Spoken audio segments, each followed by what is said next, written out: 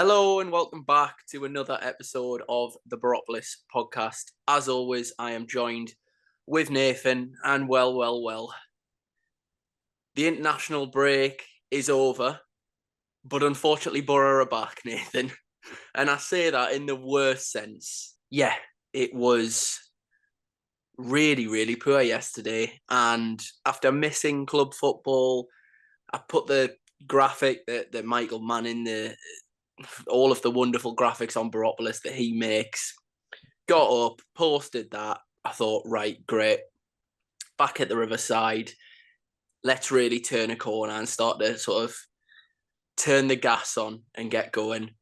What unfolded was, well, it wasn't quite as bad as Bristol City at home last year, but it was probably very close. I know you've been at work today, Nathan, so you've had, I guess actually you've probably not been able to stew on it as much because you've been busy. But how's your mood after yesterday? I'm going to be honest, as the game was going on and the second goal went in just before half time, it was a little bit of meltdown from me, just born out of sheer frustration, really. I think yesterday summed up this version of Middlesbrough in a bottle, really. Create chances, should be 2-0 up in the game. Masters of our own downfall, really, giving away one goal and then another. And really, for me, going down to the concourse at half time, there was no real point of me coming back up to my seat in the second half. I knew that the game was done. We were just lost for ideas for how to break them down in the second half. And yet we still should have scored at least one in the second half. So yeah, really frustrated once again, Chris. Bristol City come to the Riverside again for what feels like the millionth time in a row and do a job on us. Didn't have to play well, and yeah, they've had two chances in the game, taken them. We have a handful of chances, don't take any. It feels like every team in this division is clinical against us, and we just can't do a single thing because we just waste chance after chance after chance. Yeah, we certainly do. And obviously, going into yesterday's game, of course, there was the really horrible news of the passing of Bristol City manager Liam Manning's son. Obviously, as always, to be honest, the kind of football word sent all of their best wishes. It's traumatic. It's horrible. It's all those things. I can't really. I don't think either of us would be able to put into words exactly how horrible it is. But I guess the one kind of nice thing about yesterday was that both sets of supporters kind of showed their support with the banners, and I think I'd seen something on X that actually the banners that the Bristol City fans had were Red Faction did help with those. So whatever your opinion about that, to kind of go to that effort and help the Bristol City fans out is really brilliant. And yeah, it was nice. Just look, I'm sure deep down Liam Manning doesn't really probably even care about football at this current moment, but I'm sure he will have appreciated all of the support. And yeah, I mean, of course, like everyone else, we're sending our absolute best wishes to the Manning family. But Nathan, I mean, like you kind of covered everything already in the sense that it was a kind of a story that we've seen unfold so many times of this Michael Carrick side this season, masters of our own downfall.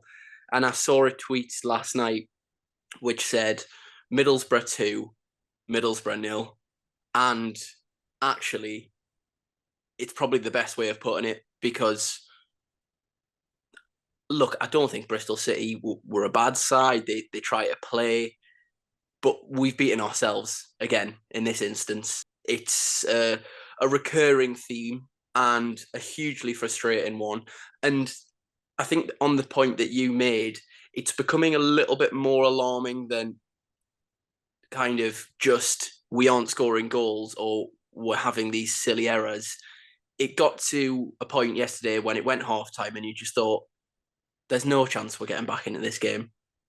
And it's almost like up until Bristol City took the lead yesterday, I don't think we were extraordinary by any stretch, but we played well. We'd created those huge chances. And then, to be honest, even after Bristol City's first goal, it kind of just felt like it absolutely took the wind out of our sails. It was a complete gut punch. And it was just almost, I guess, probably the same for you and a few people, and I've seen a few similar comments. It's a bit worrying that it was almost like a bit of an acceptance that we're not going to score now, are we? We might score one. We definitely probably won't get anything from the game. That's just kind of that. As soon as it went 2-0, really. Obviously, going into the game, unchanged from the Watford defeat. Now, of course, the obvious sort of the main team selection sort of point was always going to be Riley McGree on the left. It's always the major talking point when he's not playing. Obviously, we saw Aidan Morris play yesterday. I know after the last international break that Dan Barlaser had come into the team. Of course, question marks around, I think McGree had played a little bit later on in the week than what Morris had. And obviously, the time difference is still a factor for both of them. But my kind of initial thought on that was, well, if Morris is okay to play, then that excuse can't really be used for McGree. And to be honest, I don't think Micah Hamilton was like bad. It's not that he deserved to be dropped. It's just like, I don't want to kind of draw on it again and discuss it again. But when McGree is available, he has to be on the pitch. Because, I mean, to be honest, with his injury record, you don't have the luxury of him for kind of large spells. But Micah Hamilton retains his place in the team. Aidan Morris continued. We'll obviously get on to individual performances, but I thought from kind of minute one yesterday, he looked a little bit sluggish, a little bit tired.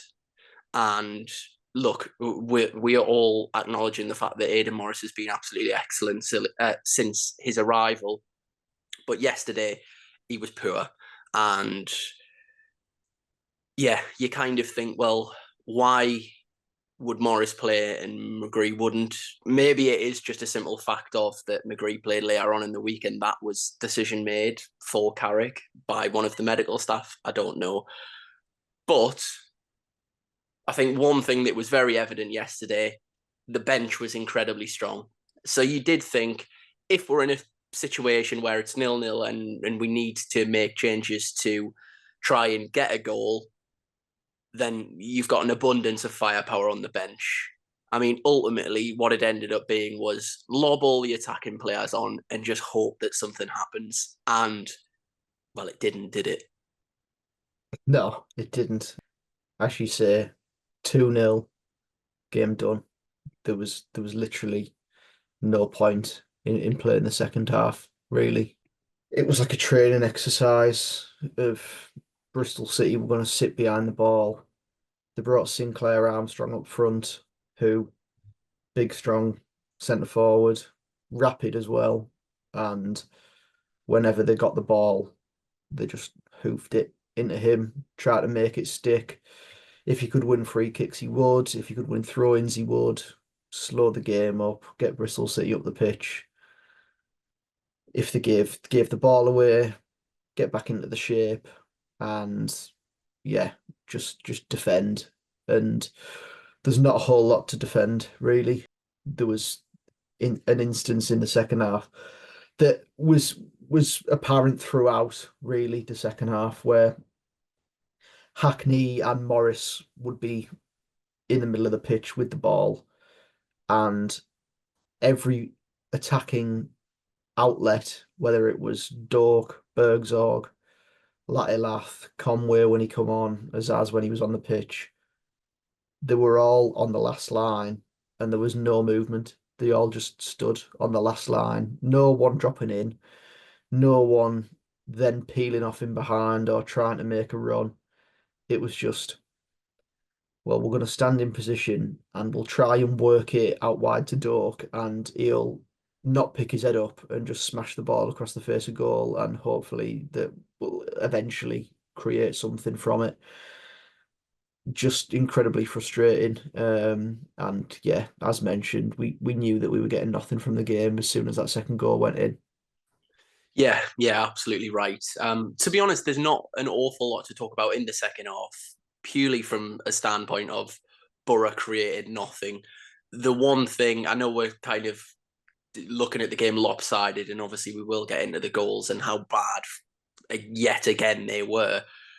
But the only real talking point I have from the second half, just because kind of there's not an awful lot to talk about, so we might as well focus our attention for a little bit longer, just kind of dissecting what on earth went wrong. We probably should have had a penalty, and it was quite blatant. And also, I don't know how Luke Ayling stayed on the pitch. And I mean that actually from potentially seeing a second yellow rather than his performance. And I mean, either would have been a reason to get him off the pitch, to be honest.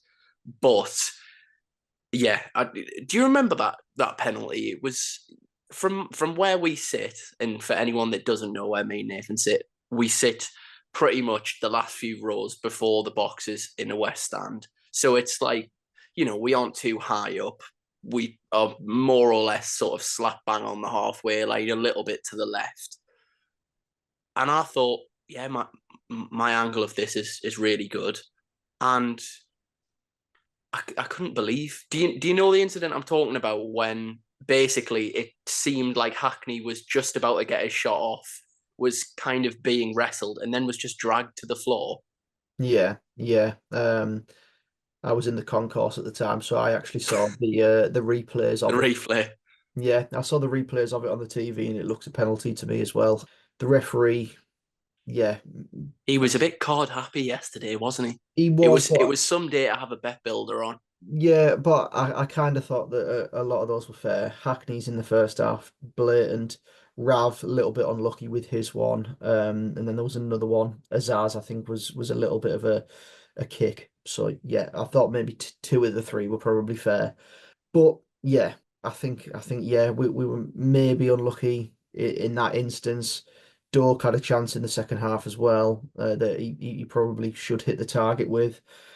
But look, we're just talking about chances that our players we think should hit the target with, and all of them miss the target by quite a far way as well. Yeah. The first half, Chris, we'll get onto it now. Do we have to? I know, yeah, it's incredibly frustrating, but we have to talk about it, don't we? The first chance, Aidan Morris picking up a position, the right of the box, plays a nice through ball through a Bristol City player's legs into Azaz, and he's in a position where he's sort of to the right hand side of the box, but I think that this one you've just got to try and hit it to the right of the keeper rather than trying to bend it right in off the post. Just hit the target, Yeah. make the keeper make a save. I know that's sort of just It boring sounds football so talk. basic, but it is the basics. Yeah, Just try and of course he's not trying to miss, but I mean I know some of our forwards, you watch them play and you you think that is the case, but he's got to be working the keeper at least. At least. And I've seen people describe it as like a cross come shot. Now, there's no way in Finn Azaz's mind, I can tell you 100% certain, he's not trying to cross it. It's just a bad miss. I think potentially that goes to show how bad of a miss it is. The fact people are calling it a cross or calling it a cross come shot, well, it just shows from the direction of the shot how bad it is. Obviously, that's a bad one. There's, as you say, it's well worked. It's from a slightly awkward angle, I guess, and that's being a little bit generous. the main talking point, of course, is the Latilaf chance, and I mean the whole conversation around Latilaf and kind of the stage we're at with him, and what we kind of do from here, or what Michael Carrick does.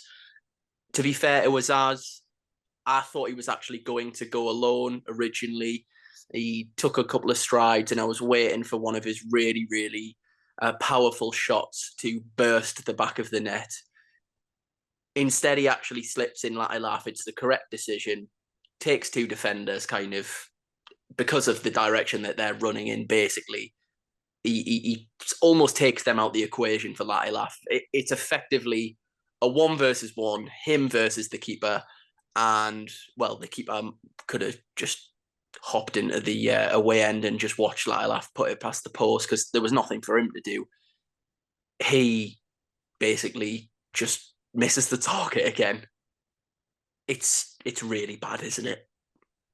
I think this is in both instances, Azaz's and Latilaf's. These are players that are evidently the confidence of the pair of them smashed to pieces. Yeah, Both in front of goal haven't had their way so far this season. And instead of just hitting the target and, as said, making the keeper make a save or working the keeper or just trying to put it just to the side of the keeper, they're trying to pick the tiniest little corner or in off the post.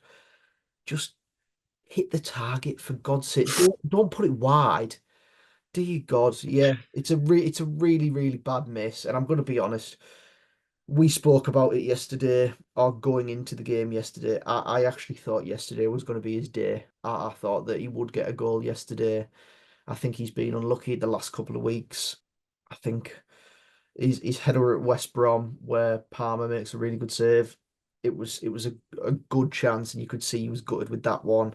He's had a couple of others where keepers have made relatively good saves against him, but that's unforgivable. You can't be 10 yards out and passing that wide of the target. It's just rubbish. It's not good at all. And look, I've sort of had conversations with various people about Laelaf, and we've seen now since he came to the football club that when he first come, he was just pawny in front of goal, like couldn't hit a cow's ass with a banjo, just really, really bad.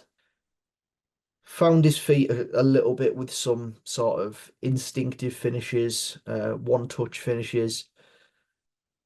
But when he has time to think about it, you just might as well not even bother. And then obviously the run that he went on last season, I think it should be said, and I know it's sort of dead harsh, but in games that didn't matter a jot, by the way, we weren't going to get in the playoffs, we weren't going to be doing anything. So in the final 13 games last season, he scored 12 goals. Fantastic. Like, credit to him.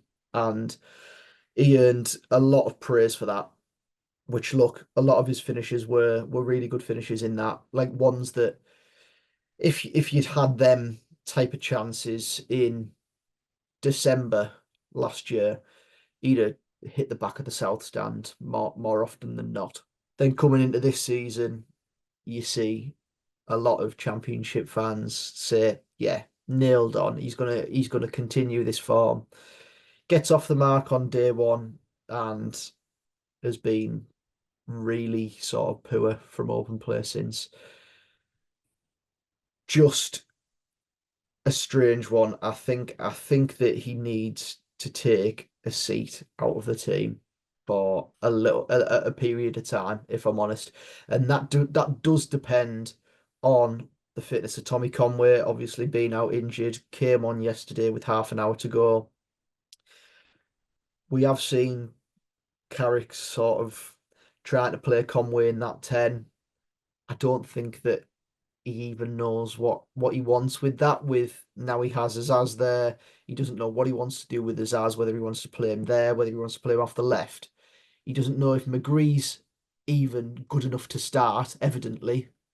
Um, He's trialled Hamilton on the left.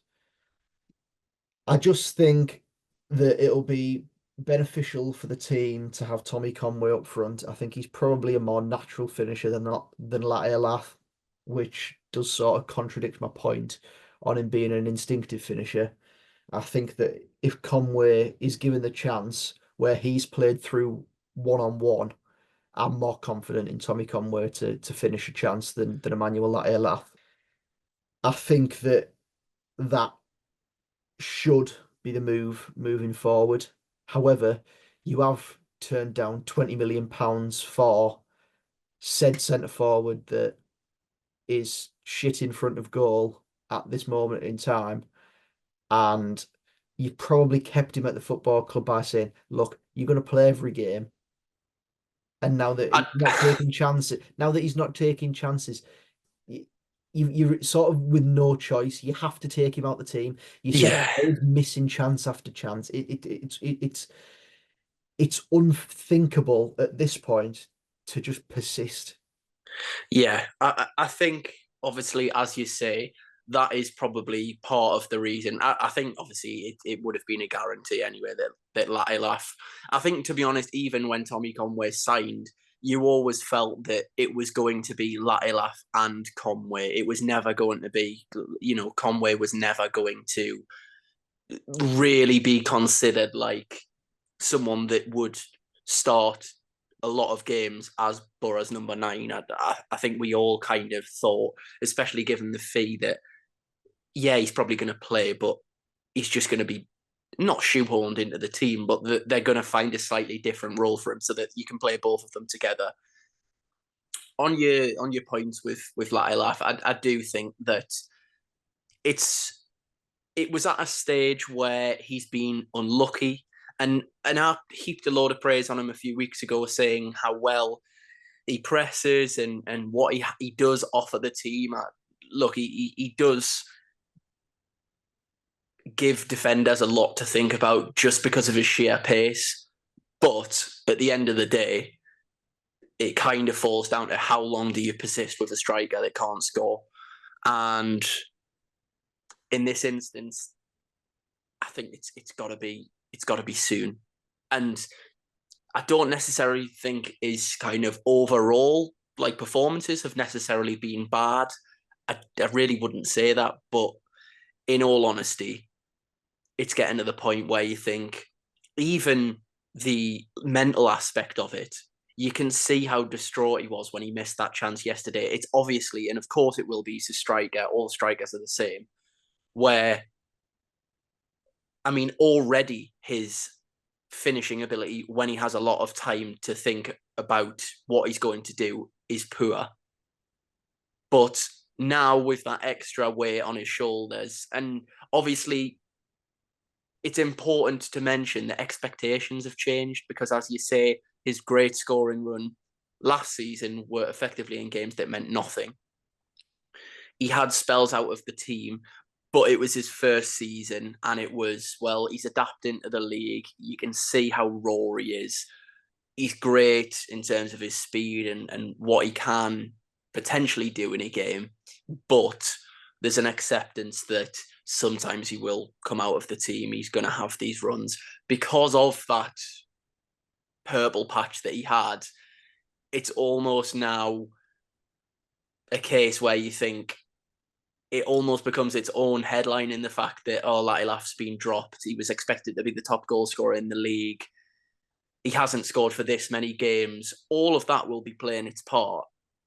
But unfortunately, when you go on a run like he did, the expectation levels are going to rise. And we know that he can do it because I think even calling it a purple patch, it was a very extended purple patch. It wasn't sort of 3 or 4 games that he was scoring in.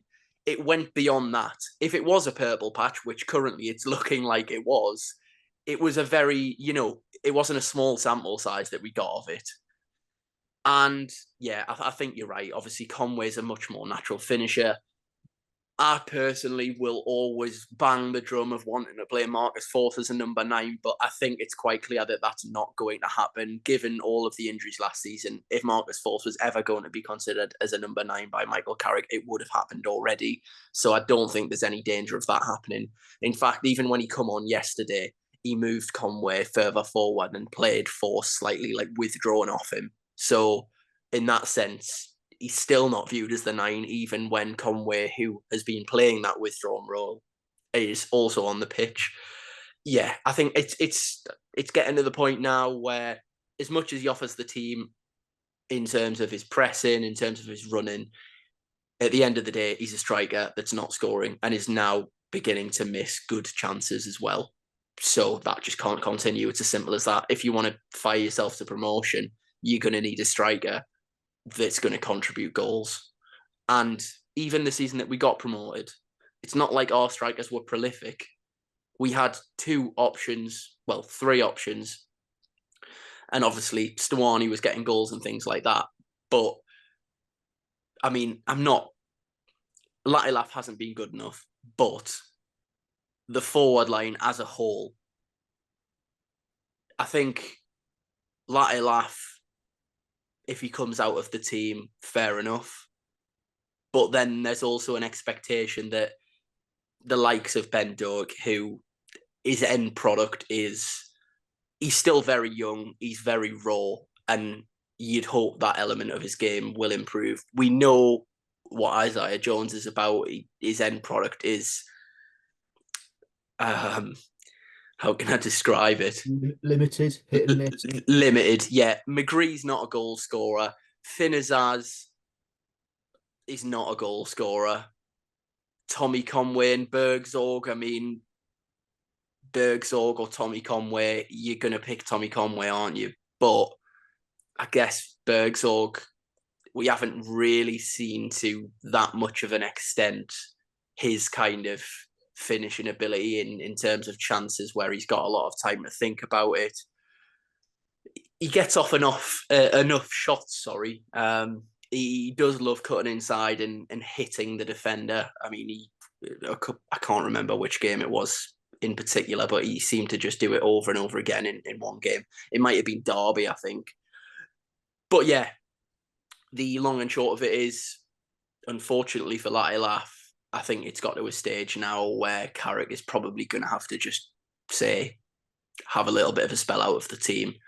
And hopefully, if we are winning in a game and he can come on and score, then it might just boost his confidence and get kind of the goals trail going again. But at the moment, it doesn't look like that's going to be anytime soon. We've discussed the big chances. We've discussed the typical Borough under Michael Carrick element of the performance. In an attacking sense, defensively, both goals are just shit, aren't they? Yeah. Masters of our own downfall, as I said at the start of the podcast. Just look, we're going to play this way, and I actually think that we've got 2 really, really good midfielders for the level. But on occasion, this sort of thing is going to happen. When you're passing the ball into your central midfielders and expecting them to turn it around the corner, this is going to happen. It happened last season against Hull away from home, where Lewis O'Brien had the ball taken off him and Seri just put the ball in the corner. And yeah, yesterday afternoon, Hackney tries to play it around the corner, but this one doesn't immediately land as a goal. I think that there are opportunities in here to actually put a tackle in. I think that the lad that dispossesses him drives into the box. Vandenberg gets himself back into position, but doesn't get tight enough to make a tackle, just backs off. Morris doesn't make a tackle, tries to get back in, but doesn't make a tackle. Hackney, already on a yellow card, dives in the box, scared to make a tackle because he's on a yellow card. And the possibility of giving a penalty away, And yeah, Mehmeti finds himself probably what 8 yards out, free shot goal. Doesn't matter where he puts it really. Dieng probably doesn't stand a chance in this instance. It Um, doesn't help as well that Edmondson's kind of trying to become a human shield in this sense as well, instead of actually running towards the ball. And obviously, he's 8 yards out. We all know what he's going to try and do, Mehmeti. So Edmondson's probably just thinking, I'm basically just going to chuck my body at it. But that's also restricting Dieng's view. As you say, he stood no chance. But it, it was just, yeah, as soon as the ball got cut back, you almost thought it's a goal. yeah, yeah. If it wasn't, you'd be It shocked. would be a really bad miss if it wasn't a goal, to be fair. Yeah, yeah, it would be probably worse than any of ours in the game. And then yeah, the second goal, George Edmondson trying to play a pass into Morris, just laboured, no pace on the ball, just we're just going to tippy tap it about, and Bristol City aren't going to press us. There's no way that they're going to press us. The 1-0 up, they're going to sit back away from home. Just let the game peter out to half time. No, ball taken off him, drive forward. Again, Edmondson and Morris both get back in position, both fail to make a proper tackle, and Hirakawa, yeah, great finish. I was already on my way down the concourse as soon as I seen him lining up a shot with his left foot. It felt like Bristol City at home last season, which my reaction was just, for God's sake, Borough. Like, game done at half time. Like, Yeah, yeah, brilliant, genuinely brilliant. What a, like, I know this is going to sound dead harsh, but what a waste of an hour for the second half. Just a yeah, proper waste of an afternoon. yeah. It did feel like that, and I think the most concerning point of view. Look, they're both really bad goals to concede. I do think one element of the performance which stood out to me yesterday, and I've like heaped praise on George Edmondson. I've been really impressed since he come in. He looked so much better as the right hand sided centre half. The amount of times yesterday where Borges has got chalk on his boots, standing on the line, and because of the angle element of playing a pass with your right foot out to the left and it potentially being intercepted, Edmondson chopped back and give it back to Vandenberg. I think obviously he's involved in the second goal, doesn't cover himself in glory there. And to be honest, I think yesterday it was I know we did mention it a few podcasts ago with, it used to happen with Paddy McNair, but I think Clark probably comes back into the team with that goal in mind, but also it slows things down when he's constantly like humming and hawing, like, should I play this with my right foot?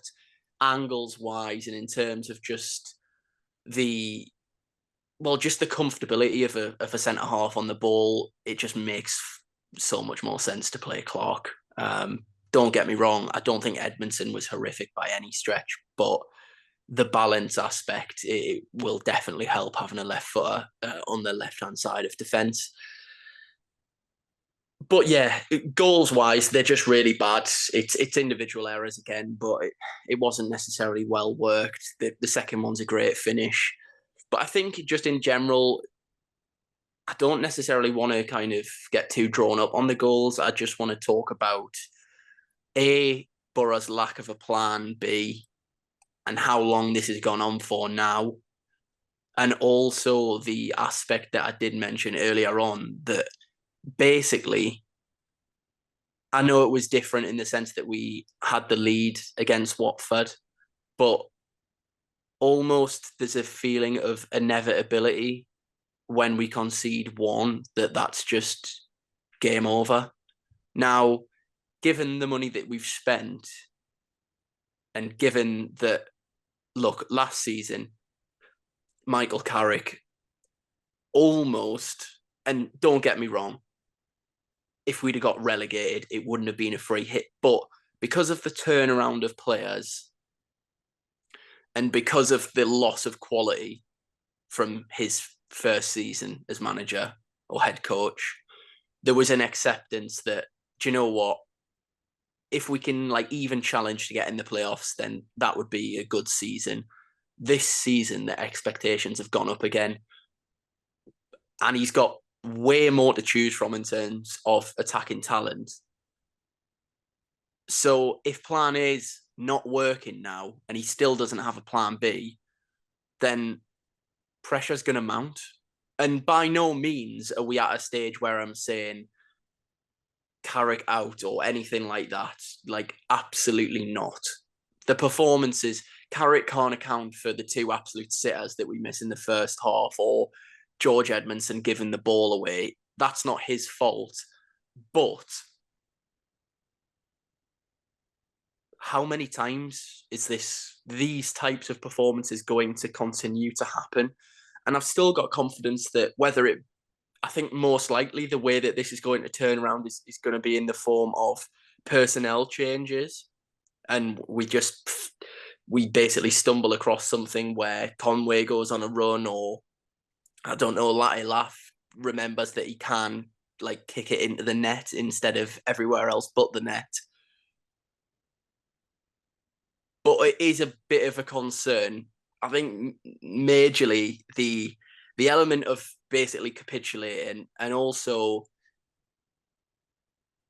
we're in a situation where Carrick, you look at that bench yesterday compared to some of the benches that we had on team sheets last year, and you think, my goodness, like we've really we are in a position where we've got an awful lot of quality, so much so players who you'd expect to be nailed on in the squad are going to start missing out on squads once Howson's back, once Fry's back, those kind of names. So I guess in terms of, I'm not putting a time scale on how long Carrick's got, definitely not. But when do you think sort of serious pressure will grow? Because it's almost, again, I'm not saying this, it's totally on Carrick because he's not missing these chances, but the whole, basically, we can't break teams down aspect of these performances, when does it become a major talking point where you think, hang on a second, this can't really kind of keep on happening? There's expectation, we're trying to get in the playoffs, or I think automatic promotion seems a long way away at the moment. But you know, how long can you continue without a plan B, and also the lack of an excuse about the lack of options?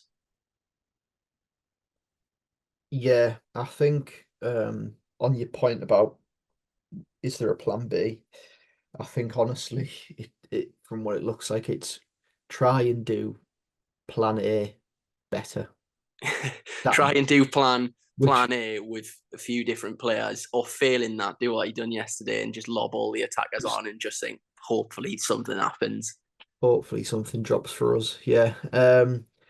Look, I don't want to get too carried away, too drawn up on things. I think my overall view on the football club is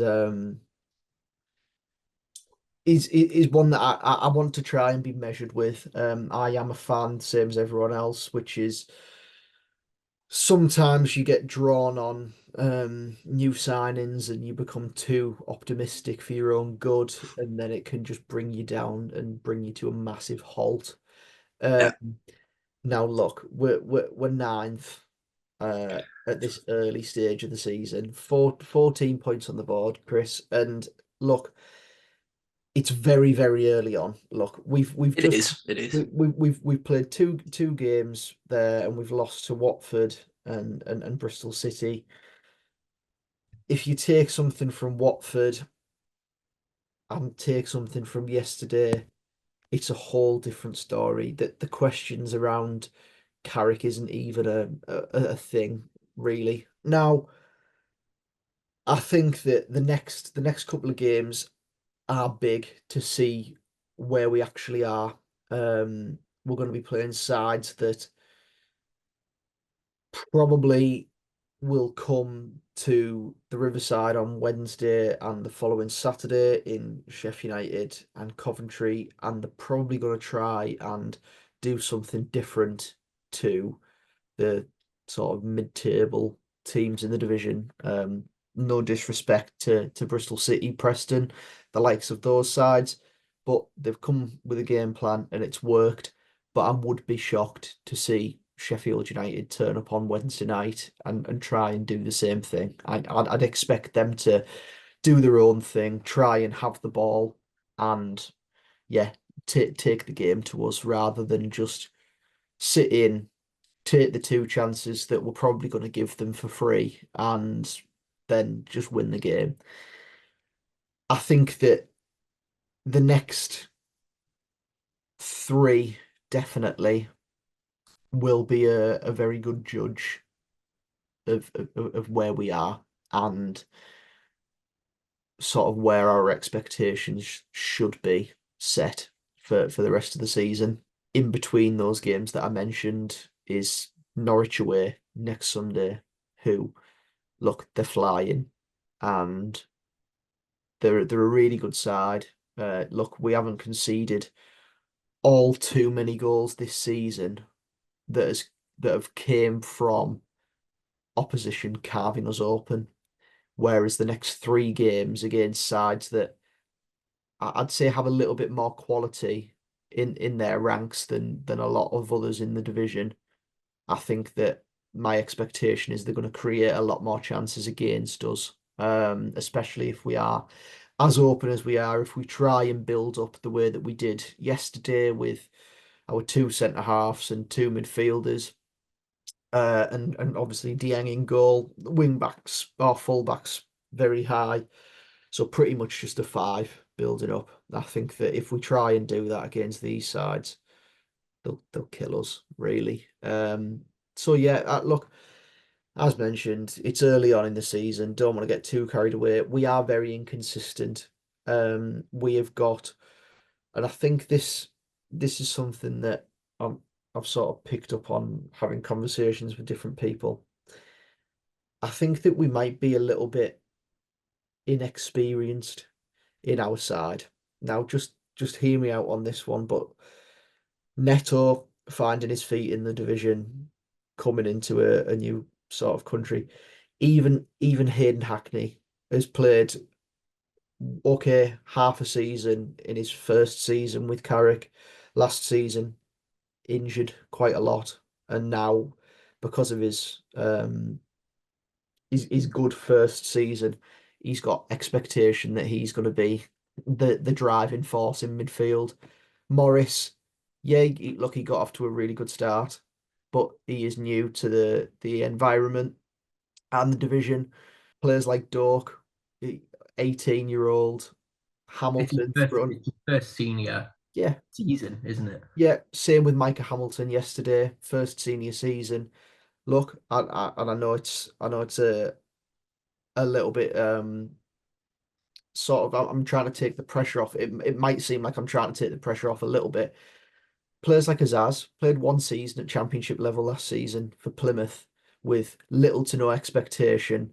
Came in to Middlesbrough, who are an established championship side. More expectation on his back, having had a good half season last season. Look, he did okay when he came to us in the second half of last season, perhaps feeling the pressure that he's the creative hub, especially with McGree not in the team. We did mention this a couple of weeks ago, saying that McGree does alleviate that on Azaz. And obviously Latte Lath as well. You spoke well about his expectations have gone up.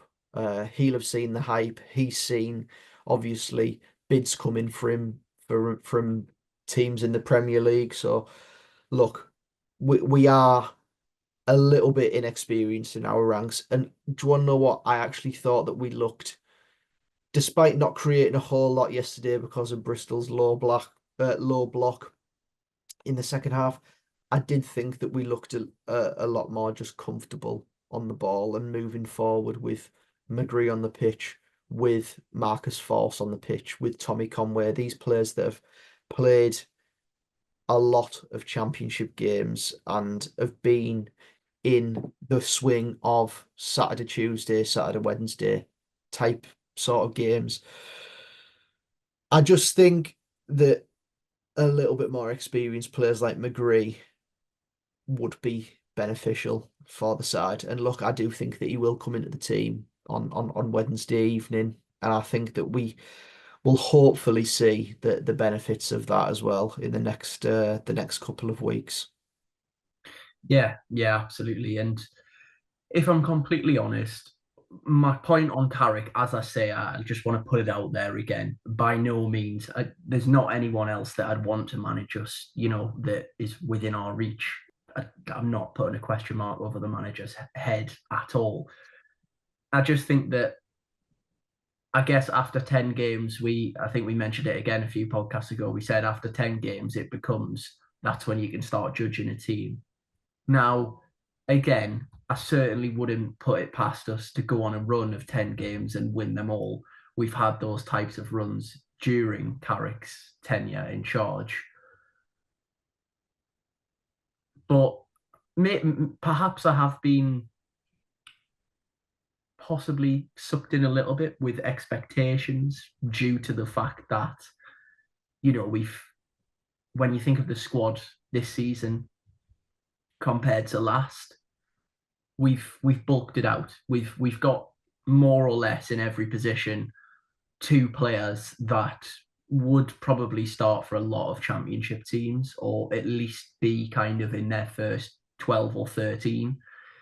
Now, moving forwards, what I guess is also a big talking point for me is it going to be personnel, or is it going to be, an obvious tactical shift? We saw going back to last season, and it was partly down to injuries as well, where we went through that phase where the pressure was really kind of starting to grow on Carrick. And then he shifted to a back 5 or 3 centre halves, whichever way you want to look at it. I don't want us to do that. I don't actually think it's necessary either. But the expectations, again, that word again, they have changed, and we can't just kind of continue in this manner where we'll win 2 games or win a game, go into the next week and you think, right, okay, it's time to start putting some consistency together. And then you're losing games against, and again, cliche, teams like Derby, teams like, no disrespect to Bristol City, they've got an awful lot more quality than what Derby have. But it's teams where if you want to be in and around the playoffs and higher in that division, you've really got to be beating teams like that. And look, again, to be honest, it's a really good point that you make about experience. It certainly doesn't help when your most experienced player performs like he did yesterday. Luke Ayling, it wasn't one of his finest afternoons in a Middlesbrough shirt. And again, to be honest, on that point, I do feel like we miss Johnny Howson a little bit. And that's not a huge reason. To be honest, Aidan Morris and Hayden Hackney have been absolutely fine. They've been good for the most part. So it's not me saying get Johnny Howson back in the team, because if we're completely honest, you couldn't really fit him into the team. But I don't know what it is. It just feels like, I think what really worries me is that we're just going to be treading water again for a period of time, and it becomes expectations were here, then they go down to here, and then for the remainder of the season, look, it's not a kind of impossible amount of points to make up. It's definitely not that, and we will pick up this season, and we will start to show consistency, at least I hope. But I think this squad's better than that. I think this squad is better than always being a few points within reach of the playoffs. It should be, at the bare minimum, in my opinion, that squad of players should be in the playoffs with aspirations of keeping an eye on what's happening above, rather than kind of thinking, okay, we might be able to jump into sixth. And I think it's probably, I've probably come across really negative on this podcast, but it's just I can't fathom another season of with that squad. And look, the injuries have cleared up a little bit. Touch wood that continues. That we're just going to be a team in and around the playoffs or within a few points. To me, that's not good enough. Yeah, we can't be a maybe team. Like, oh, look, Middlesbrough might have turned a corner. Like Yeah. you see, look, and I feel like a right sausage now. Tweeting a couple of weeks ago after going to West Brom, putting in a fantastic performance, statement win, and then you go and lose 2 on the spin to Watford and Bristol City. Look, Watford are above us in the league, but like no disrespect to these teams, but yeah, as you mentioned, we if you have aspirations of trying to finish in the top 6 of this division, you have to be able to put these teams to bed, especially at home, especially at home. And yeah, we're giving just daft chances away at home against teams, and we're not putting our chances to bed. And it's just very much inconsistent Middlesbrough once again. And look, there's nothing that I would love more than to be inconsistent Middlesbrough this week with the week that we've got. As mentioned,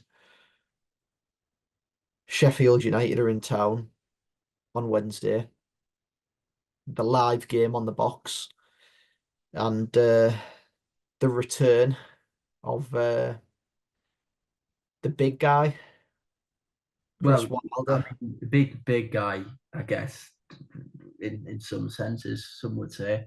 He's not very tall, so you can let your imagination decide about that. But yeah, it's going to be an incredibly difficult game. As you say, this is the teams that we're going to play along this next kind of run of fixtures. They have got a lot more quality than anything that we've played so far. West Brom, I think, to be honest, even their squad in terms of the results that they've had has, well, for a spell, was slightly overperforming. Sheffield United squad, okay, their squad isn't great, but their team, when they've got the players that they have available, you'd expect that team to be at the top end of the division. They've got some real standouts. I almost feel sick saying his name. Don't say his name. The one that scored against us when we got beat off that team in Sky Blue, him. Kiefer Moore, over the years, he hasn't scored kind of lots for Sheffield United yet this season, but he's an experienced striker that will go through games this season and score goals. And then they've also got, they've got, I do know that Sousa misses the game from suspension, but they've got Arblaster. So they've got him who is being basically having his first like proper season in men's football. I know he did play games towards the back end of last season, but there's real expectation on him. Yeah, I mean, look, we can go through the full team. What is interesting though is when you mention about kind of using these games as a yardstick of in terms of where we are. Middlesbrough tend to perform better against better teams. Chris, don't say this. I just think, look, it'll be a very good game against Sheffield United. I think that we'll create chances, whether we put them away or not, who knows? I think they're definitely going to create chances as well. Both teams have got quality in abundance, really. The midfield battle will be very good. And it's a matter of who's going to take the chances. They haven't conceded too many this season. I think they've conceded 5 now that they got beat at Ellen Road on Friday night. We've conceded 9, and if I'm honest, we must have give probably 8 of those away for Yeah. free. Yeah, looking forward to that one. And then again, because Sky are a sucker for Michael Carrick's inconsistent Reds, we're on the box next Sunday in the arse end of nowhere. Norwich City away, 3 o'clock on a Sunday afternoon. What on earth is that about? Yeah, shocker. But again, as mentioned earlier, they're a good side. They've clicked into gear under their new manager, Johannes Thorup. So yeah, he's he's got them playing some good stuff, and they've got some really good players at the top of the pitch. Sainz obviously has recovered from his housing incident last season. I wonder what his reception will be on Sunday at Carrow Road. Johnny Howson likely to be back in the team, or at least the squad. And yeah, Sargent as well, probably one of the top number nines in the division, and doesn't mind a goal against us either. A very, very good week if we manage to get 4 points. Yeah, it will be. It definitely will be. And it's so interesting. And I think just in terms of perspective, like Michael Carrick said yesterday, if you'd have asked Middlesbrough fans how their mood was 15 minutes before the end of the Watford game, everyone would have been saying, we're back. We've finally arrived. We're going to go the rest of the season unbeaten. Now, that's a little bit too far. But you get my point. 15 minutes and then one extra result has basically flipped the mood on its head. But with really difficult games coming up in such a short space of time, if, and by no means do I hope, of course, that this doesn't happen, but because you've been beaten off a team like Bristol City, Watford are punching above their weight. So I'm going to group them in as well and say, yeah, okay, it's away from home. But because of a result like yesterday, you almost don't kind of have that little bit of pressure off if we were to get beat off Norwich and Sheffield United, because you thought, well, we won the Bristol City game. Now, if you don't get anything from those two games, it's 4 defeats on the bounce. Now, obviously, I'm not kind of some sort of like spoilt brat football fan that thinks my team's never going to lose. But really, at the start of this season and looking at the squad, you certainly wouldn't have potentially thought that Middlesbrough would ever, well, not ever, but would go through a season and lose 4 games on the bounce. Unless it was August and we'd lost the first True. game of the season. Yeah, look, yeah, I get what you mean. There's quality in the squad, and look, we've lost 2 games that we shouldn't have. And look, I'd seen something yesterday on Twitter that says Middlesbrough should never have lost that FC. And we are, like, we in every game so far that we've played, you'd say that we haven't been outplayed in any, and yeah, we're not top of the league. So riddle me that. So yeah, we're just a little bit inconsistent. The best teams in this division are the ones that find consistency. We're yet to do so. We'll see if we do. It's literally as simple as that. You need to be consistent in this division to be successful. And at the minute, as you mentioned, you can go from West Brom, where you win a game and you think, yeah, really good win, need to follow that up. 15 minutes at Vicarage Road, and you absolutely shit the bed, capitulate against a team that, look, didn't do anything for the first 75 minutes of the game. Win the game 2-1 against you yesterday, create chances, give away 2 sloppy goals. You've now lost 2 on the spin. you're looking at the teams above you, clawing away from you already at this stage of the season, and you're thinking that gap might be insurmountable, although it is only October, but the football fan in everyone makes you panic. And yeah, we've now got a really big week ahead against two difficult teams, and we need to find something from somewhere to be able to put the ball in the back of the net and get us some points on the board. Do you know what I was thinking about this morning? And basically, I'm not kind of reflecting or reminiscing on one certain player and forgetting some of the performances that he would put in and would be incredibly frustrating whilst watching him. But when we're struggling to put the ball in the net, I just keep thinking about Matt Crooks. These are the type of games where he would have just popped up with a goal.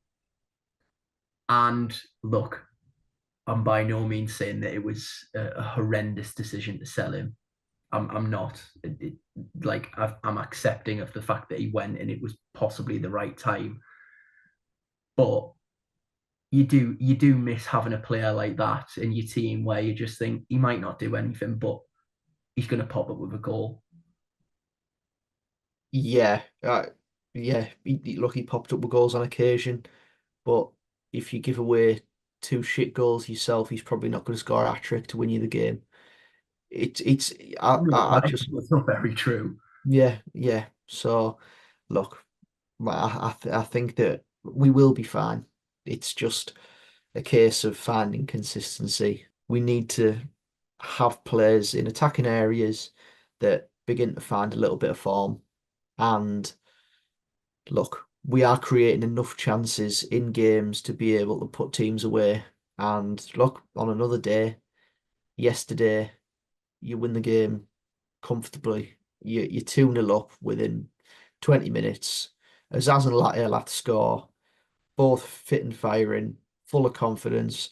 No one's battering them on BBC Tees or on Twitter. No one's saying, oh, Michael Carrick might be looking over his shoulder. He might be on the chopping block. He might be feeling the pressure. It's early in the season. Try not to panic. It'll be all right. As all football fans say, keep the faith, I think Rick. I needed that, to be honest, Nathan. I really did. I think I needed those words after that performance yesterday.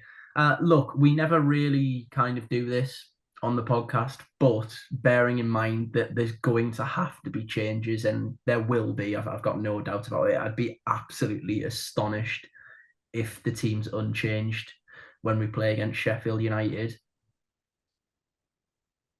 Again, it's a bit of a tricky one because I'm about to ask you how you would change things, but also kind of bearing in mind what Michael Carrick's going to do.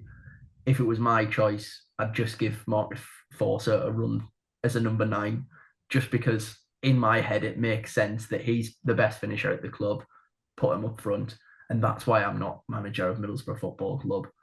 However, in terms of, again, as I say, changes that you'd like to see, changes that you think are somewhat realistic, what changes in terms of the starting 11 on Wednesday night? I think that Matt Clark will come into the team, as mentioned, about his ability to open his body up and play passes to that left hand side. I think it is important. Also, his aerial ability against Kiefer Moore, it'll be helpful in the game if Sheffield United resort to that. And lumping balls on his big bonce. Baldini's magnet forward will be very useful to deal with that. Personally, I think that he'll drop Morris. I do. I think Howson will come into the team. That's a big fit.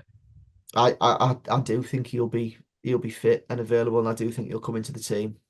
Having been in training, I think even if he plays an hour, that'll be really big for us. His experience in games against rough and ready championship teams like Sheffield United, I think that'll be really really important. And I think McGree will come in off the left instead of Hamilton, as mentioned. That'll give us a little bit of experience in there. and probably make us just look better and The more. only player that can play that position. I think we've just decided on that. Yeah, I do think he'll play as, which I don't mind as long as McGree's there alongside him. I think that look, yesterday missed his chance. He's put one on a plate for Latte Lath. The only problem that I do have with him is I wouldn't have him on set pieces ever again. It's tragic. It is genuinely tragic to watch. And then lastly, the one that I am undecided on, which I personally don't think he will drop him. But my debate between myself is I'd have Conway in for Latte Lath, but I don't think he'll drop Latte Lath. I think he'll persist with him again. Which look, it's fine. He'll give you something against two pretty good centre halves. Look, Suter is look, he's a big head the ball sausage, really. If there's any room in behind, yeah, field day. But as long as he doesn't have to think about chances, then that's great. But I just can't see it. I can't see him making the change to go with Conway. I think he'll be used off the bench once again. But yeah, I think three changes definitely. If Howson's available, definitely three. If not, it'll be two. Yeah, I mean, no doubt, I'm sure whether it'll be tomorrow or Tuesday when Michael Carrick speaks to the press, we will also hear that Johnny Howson is nearly there or touch and go, and then we won't see him until Christmas because that's just seems to be the way that it happens with Borough's injuries. And because he gives such little away in press conferences, you never really know. You never really, really know. And as much as I wouldn't be against it, and it's not to say that it's just because of one bad performance. If Morris was to start, that's absolutely fine. He's been really, really good, arguably Middlesbrough's best player this season. But I did think that he looked leggy yesterday. But I'm also a little bit kind of the opinion that is he really going to throw Johnny Howson in, who, as far as I can think, hasn't started a game this season? Yeah, he did. He started at Leeds because we didn't have centre halves, did we? But yeah, played centre half that night. But yeah, it'll be interesting. I do think it would help having him available, just as you say, in terms of a leadership, in terms of a standards, in terms of someone that it sounds ridiculous because again, we have watched two midfielders this season who have been amongst Borough's better players. But I also do feel that from experience, Middlesbrough are a better team with Johnny Howson in it. So yeah, I mean, we haven't seen a lot of him this season, but those legs, I mean, they never really seem to tire. He seems to have consistently got better with age and seems to be able to run more, which is against every science possible. But Johnny Howson, yeah, I wouldn't be against it if he is available. But also, I'd be quite happy if Morris does start. I think it'll be interesting. I think there's got to be changes without a doubt, whether it's 3, 4, 5, or a whole different 11. But yeah, it's going to be a difficult week. As you say, 4 points would be excellent. I just sincerely hope we don't have to do a podcast off the back of 4 defeats in a row. Chris, I promise you, I've tried to maintain level-headed throughout this podcast, and I've tried to be positive where I can be, and I do think that we'll be fine. But I can't bear another evening at the Riverside seeing an away end go into raptures, especially with that clown in charge. But that'll be that. Well, we'll see him on Wednesday. Who knows what may happen, what may unfold. I'd love nothing more. You know what? I'm going to say something really bold here. I'd love to beat Sheffield United nearly as much as any other club in the division, purely based off my feeling towards Chris Wilder. So let's wait and see. Hopefully, the age-old typical Borough comes into positive effect and we play better against a better team and we put 7 past them. I can't see that happening, but we live in hope.